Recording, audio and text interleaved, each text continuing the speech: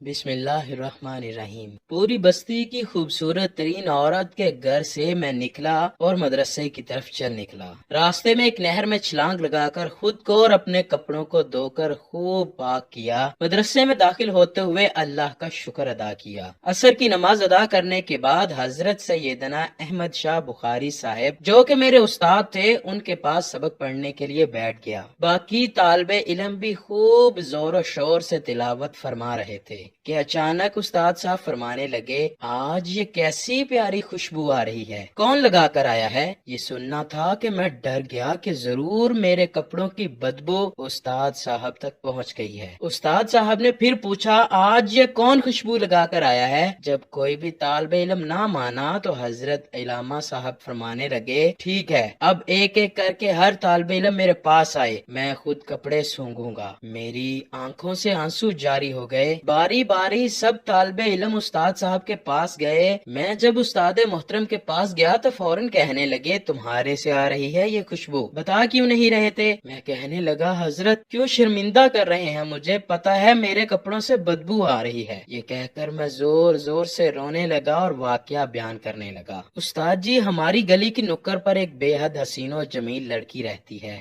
شاید ہی کوئی ہمارے محلے میں ایسا مرد ہو جو اس کے حسن کا دل دادا نہ ہو۔ میں روز جب مدرسے کے لیے آتا ہوں تو اپنے دروازے میں کھڑی ہوتی تھی، میں دور سے نظریں جھکا لیتا اور اسی طرح گردن جھکائے قرآن پڑھتے پڑھتے گزر جاتا۔ اس عورت کو اب ضد سی ہو گئی تھی، وہ حیران بھی تھی کہ کوئی ایسا نوجوان بھی ہو سکتا ہے جو اس کی طرف نہ دیکھے، اور اسے ایسا سوچنے کا حق بھی تھا۔ وہ اپنے علاقے کی سب سے امیر ترین اور خوبصورت ترین عورت جو تھی، خوبصورت اتنی کہ جب وہ باہر نکلتی تو لوگ اسے بے اختیار دیکھنے پر مجبور ہو جاتے۔ اسے حیرت تھی کہ جس کی خوبصورتی کو دیکھنے کے لیے لوگ ترس رہے ہیں، وہ خود کسی کو پسند کرے اور وہ مائل نہ ہو، اس کی طرف دیکھنا گوارا نہ کرے۔ اپنی انا کی شکست اور خوبصورتی کی توہین پر وہ پاگل سی ہو گئی اور کوئی ایسا منصوبہ سوچنے لگی جس سے وہ اس نوجوان کو حاصل کر سکے، اس کا غرور توڑ سکے۔ آخر کار شیطان نے اسے ایک ایسا طریقہ سمجھا دیا جس پہ پھنس کر میں اس کی بات مانے بنا نہیں رہ سکتا تھا۔ اگلے دن جب میں اس گلی سے گزر رہا تھا تو ایک عورت میرے قریب آئی اور کہنے لگی، بیٹا میری مالکن تمہیں بلا رہی ہیں۔ میں نے کہا، جی آپ کی مالکن کو مجھ سے کیا کام ہو سکتا ہے؟ اس عورت نے کہا، بیٹا اس نے تم سے کوئی مسئلہ پوچھنا ہے، وہ مجبور ہے، خود باہر نہیں آ سکتی۔ میں اس عورت کے ساتھ چلا گیا۔ میرے وہم و گمان بھی نہیں تھا کہ جو عورت مجھے بلا رہی ہے اس کا منصوبہ کیا ہے، وہ کیا چاہتی ہے۔ میں تو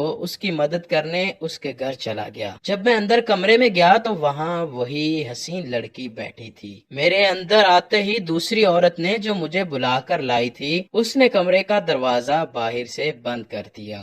میں نے اپنی نظریں جھکا لی۔ میں نے پوچھا، جی بی بی آپ نے کون سا مسئلہ پوچھنا ہے؟ عورت کے چہرے پر ایک شیطانی مسکراہٹ آ گئی۔ اس نے اپنے دل کا حال کھول کر میرے سامنے رکھ دیا اور کہا کہ میری سب سے بڑی خواہش ہے کہ میں ایک دفعہ تمہیں حاصل کر لوں۔ میں یہ بات سن کر کانپ اٹھا اور کہنے لگا، اللہ کی بندی، اللہ سے ڈرو، کیوں گناہ کی طرف مائل ہو رہی ہو؟ میں نے عورت کو بہت سمجھایا لیکن عورت پر تو شیطان تھا، سو اس نے کہا، یا تو تم میری خواہش پوری کرو گے یا میں شور مچاؤں گی کہ تم زبردستی میرے گھر میں داخل ہوئے ہو اور میری عزت پر حملہ کیا ہے۔ میں یہ سن کر بہت پریشان ہو گیا کہ اب کیا کروں؟ اگر میں اس عورت کی بات مانوں تو زنا جیسے برے کام کا مرتکب ہو جاؤں اور بروز قیامت کس منہ سے حساب دوں گا، اور اگر اس عورت کی بات نہ مانی تو یہ شور مچا کر مجھے بدنام کر دے گی، میری اور میرے گھر والوں کی کیا عزت رہ جائے گی۔ دل ہی دل میں اپنے اللہ کی طرف متوجہ ہوا اور اللہ سے مدد چاہی تو میرے دل میں